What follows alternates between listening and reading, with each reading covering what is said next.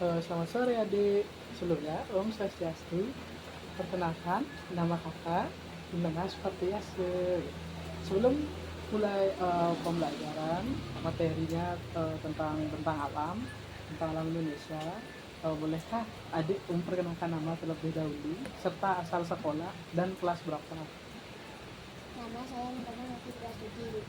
Sekolah di SD Nagari Tiga Kawan, kelas 3 SD. Baik, sekarang kita lanjut ke materi. Sebelumnya, apakah dedek tahu itu apa itu bentang alam? Tidak. Nah, jadi bentang alam adalah bentuk permukaan bumi yang dibuat oleh alam, bukan oleh manusia. Setiap daerah memiliki bentang alam yang berbeda-beda. Ada yang berupa gunung, laut, sungai, dan lain-lain. Bentang alam bisa tinggi, rendah, berair, ataupun kering. Nah, adapun macam-macam bentang alam, yang pertama yaitu gunung. Gunung adalah tanah yang tinggi dan besar. Banyak gunung di Indonesia seperti Gunung Merapi dan Gunung Bromo. Nah, contohnya di Bali itu ada Gunung Batur dan Gunung Agung. Beberapa gunung bisa meletus karena ada api di dalam gunungnya, atau biasanya disebut dengan gunung berapi. Di gunung, suasana udara terasa lebih dingin karena dia merupakan dataran tinggi. Yang kedua yaitu bukit. Bukit adalah tanah yang tinggi, tapi bukit itu tidak setinggi gunung. Bukit sering ditumbuhi pohon dan rumput. Contoh bukit yang ada di Indonesia itu bukit Teletabis yang ada di Bromo ya. Nah, yang ketiga itu adalah dataran tinggi. Dataran tinggi adalah tanah yang letaknya tinggi dan luas. Dataran tinggi ini tentu cocok untuk berkebun karena tanahnya subur. Jadi di sana banyak perkebunan stroberi itu seperti di Kintamani contohnya. Nah, udara di dataran tinggi juga sejuk. Ya. Contoh dataran tingginya adalah dataran tinggi Dieng. Nah, yang keempat yaitu dataran rendah. Dataran rendah adalah tanah yang datar dan tidak tinggi. Nah, dataran tengah terendah ini biasanya banyak orang tinggal di sini ya, karena mudah dijangkau dan cocok untuk permukiman serta pertanian. Seperti itu. Yang kelima ada sungai. Sungai adalah aliran air yang memanjang dari pegunungan ke laut. Air sungai bisa digunakan untuk minum, mandi, dan juga mengairi sawah biasanya. Yang keenam adalah danau. Danau adalah perkumpulan air yang besar dan tenang di tengah daratan. Nah, danau ini terbagi menjadi dua. Ada danau yang alami, ada juga yang buatan. Danau ini biasanya juga bisa digunakan untuk tempat wisata dan memancing. Contoh danau yang terkenal di Indonesia adalah Danau Toba. Yang ketujuh adalah pantai. Pantai adalah tempat bertemunya laut dan daratan. Biasanya di pantai ini itu ada pasir dan ombaknya gitu. Pantai sering dijadikan tempat liburan yang menyenangkan. Contoh yang di Bali itu yang terkenal salah satunya Pantai Kuta atau Pantai Parangtritis biasanya. Nah, yang ke-8 itu adalah laut. Laut adalah kumpulan air yang sangat luas dan dalam. Laut mengandung banyak ikan dan darah. Laut biasanya juga menjadi jalur untuk kapal atau perahu ya. Nah, jadi itu tadi beberapa contoh dari bentang-bentang alam yang ada di Indonesia ya. Nah karena tadi itu begitu banyak dan waktu kita hanya singkat dan sedikit, eh, jadi mungkin kakak akan bahas saja cuman dua ya, yang yaitu dataran. Nah dataran ini dibedakan menjadi dua, yaitu dataran tinggi dan dataran rendah. Jadi seperti yang dijelaskan tadi, eh, dataran tinggi dan dataran rendah. Dataran rendah menyediakan tempat bagi manusia, misalnya untuk bertani dan bertempat tinggal. Dataran rendah banyak terdapat di daerah pesisir, sementara untuk dataran tinggi itu biasanya di pegunungan biasanya. Dataran rendah di Indonesia terdapat di pantai timur Sumatera, pantai utara Jawa, pantai selatan Kalimantan, Papua bagian barat dan selatan, serta daerah hilir sungai-sungai besar. Nah, dataran tinggi selalu menarik perhatian karena udaranya yang sejuk dan hasil pertaniannya yang khas. Dataran tinggi banyak terdapat di dekat pegunungan, misalnya dataran tinggi Dieng di Jawa Tengah, atau dataran tinggi Gayo di Aceh. Dan masih banyak lagi seperti dataran tinggi Karo di Sumatera Utara, dataran tinggi Toraja di Sulawesi Selatan, dan itu saja ya contoh dataran tingginya. Yang di sini kayak di Kintamani lah ya. Nah, dataran ini biasanya subur sehingga padat penduduknya.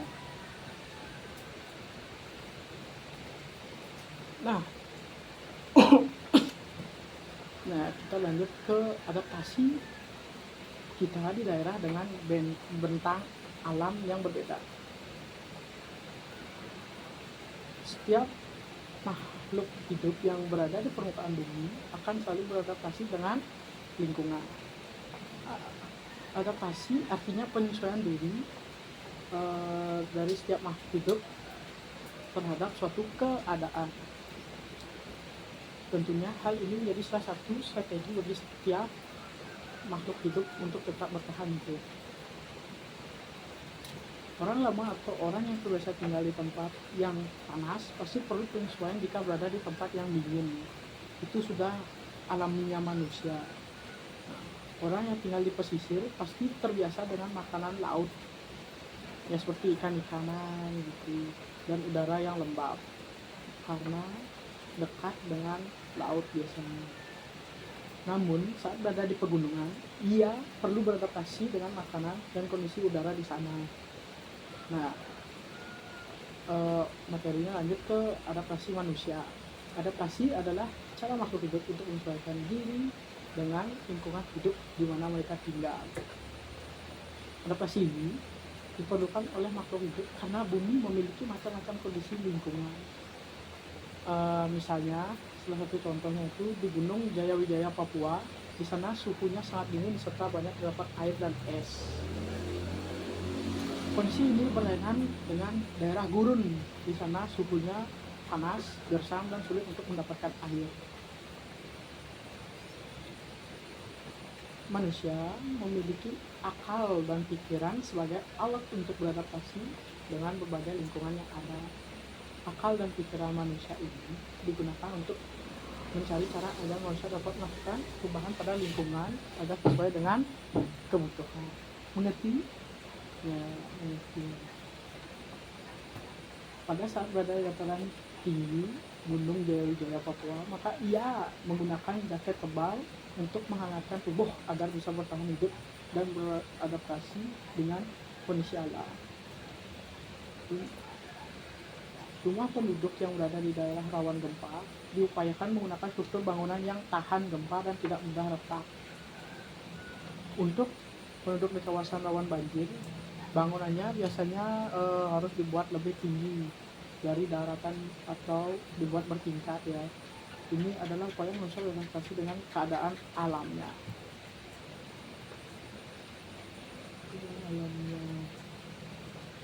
Nah,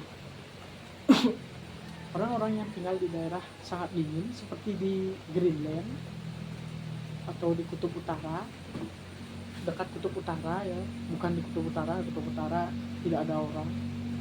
Dekat Kutub Utara biasanya memiliki pilihan makanan yang sangat khas. Masyarakat Greenland memberikan banyak makanan daging untuk menjaga tubuh mereka tetap hangat. Mereka biasanya mendapatkannya dari ikan paus, anjing laut, rusa atau burung. Sementara di dataran rendah, kuliner khas biasanya berkarakter menyegarkan sehingga membuat tubuh orang-orang yang mengonsumsinya tidak cepat menghangat. Misalnya es dan buah-buahan banyak terlihat di area pantai. Nah, itu dari materi A dan materi B. Sekarang kita lanjut ke materi C, yaitu pengaruh bentang alam dengan keberagaman budaya. Dengan kondisi bentang alam Indonesia yang berbeda-beda dari Sabang sampai Merauke, tentu saja mempengaruhi keberagaman budaya. Menurut para ilmuwan, tempat tinggal itu dapat mempengaruhi kebiasaan suatu masyarakat. Contohnya, rumah adat Baruniang di wilayah Pulau Flores. Atapnya berbentuk kerucut tinggi dan terbuat dari daun lontar. Fungsinya untuk mengalirkan air hujan dan menahan udara hangat keluar bangunan. Mirip ini tuh mirip seperti rumah Honai yang ada di Papua. Dinding rumah ini juga tidak memiliki jendela. Fungsinya sama agar membuat dalam rumah tetap hangat seperti itu. Sebentar. Nah, tetap hangat. Lanjut, di Indonesia, suku-suku yang mendiami kawasan pegunungan tinggi di Papua mempunyai rumah tradisional yang bernama yang tadi sudah disebut, yaitu rumah Honai. Di dalam rumah Honai ini biasanya orang suku Dani membuat perhatian untuk memasak sekaligus bisa menghangatkan suhu ruangan. Rumah Honai ini dibuat tanpa jendela dan atap yang rendah. Selain itu, atap rumah Honai dari jerami atau ilalang. Tujuannya antara lain adalah untuk menjaga dan merangkap panas agar penghuni tidak kedinginan.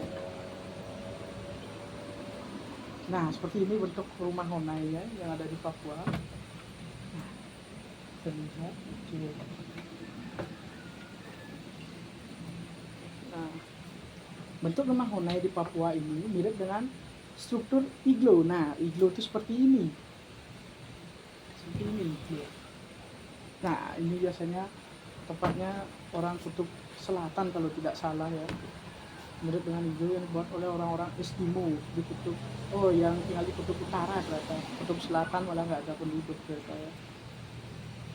Struktur membulat akan membuat udara dalam ruangan berputar sehingga menjaga suhu tetap sama. Dengan demikian, orang-orang yang tinggal di dalamnya akan lebih nyaman. Nah, suku Baju, lanjut ya, suku Baju yang mendiami kawasan pesisir Wakatobi, Sulawesi Tenggara, bermata pencaharian sebagai nelayan karena mereka dekat pesisir ya. Mereka membangun rumah berupa rumah panggung terapung. Hal ini bertujuan agar mereka dengan cepat bekerja dan memudahkan akses menuju perahu. Nah, rumah panggung itu seperti rumah panggung itu seperti ini. Nah, ini rumah panggung. Oke, lanjut. Sementara rumah di dataran rendah dengan area terbuka membuat pemiliknya bisa menikmati semilir angin. Sebagian dibuat sangat tertutup sehingga bisa dipasang pendingin udara. Beberapa rumah atau perumahan malah memiliki kolam renang sebagai tempat beraktivitas bersama keluarga atau warga perumahan yang nyaman tentunya.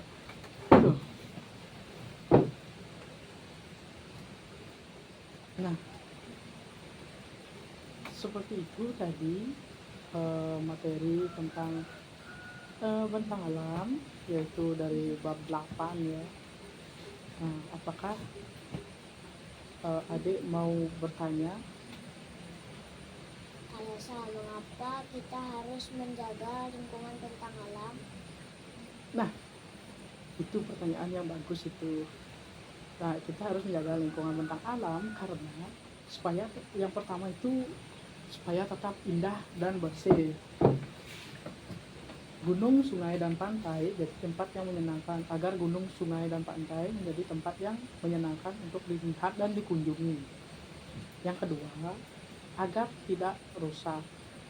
Jika kita buang sampah sembarangan atau menebang pohon sembarangan, bentang alam bisa rusak. Yang ketiga itu memberi manfaat bagi kehidupan. Sungai memberi air, gunung memberi udara sejuk, serta laut memberi ikan. Yang keempat yaitu melindungi hewan dan tumbuhan. Banyak hewan tinggal di gunung, sungai, dan hutan. Jika rusak, mereka kehilangan tempat tinggal mereka ya. Nah, contoh cara menjaganya antara lain tidak membuang sampah di sungai, ya, tidak merusak tanaman saat ke gunung, tidak mencemari laut dengan limbah, tidak menebang pohon sembarangan, seperti itu. Nah, cukup sekian presentasi dari kakak tentang bentang alam. Nah, kakak ucapkan terima kasih pada adik karena sudah mendengarkan dan juga